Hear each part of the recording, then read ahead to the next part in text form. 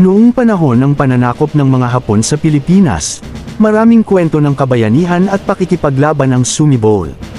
Isang halimbawa ay ang kwento ni General Antet, isang kathang-isip na pinuno ng mga sundalo ng Pilipinas.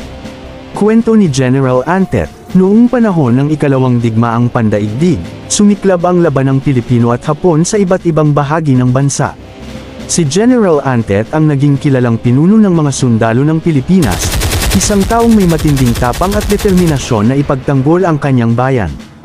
Bagamat mas marami at mas malalakas ang mga sundalo ng Hapon, hindi nagpatinag si General Antet.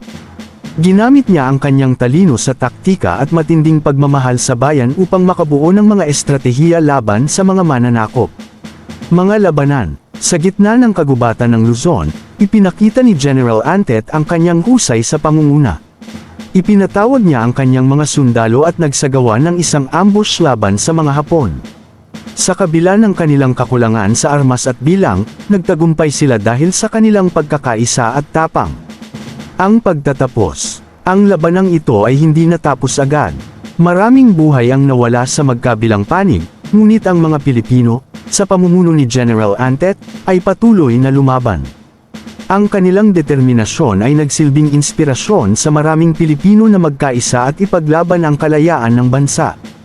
Ang aral. Ang kwento ni General Antet ay nagpapakita ng walang hanggang pag-asa at determinasyon ng mga Pilipino sa panahon ng kagipitan.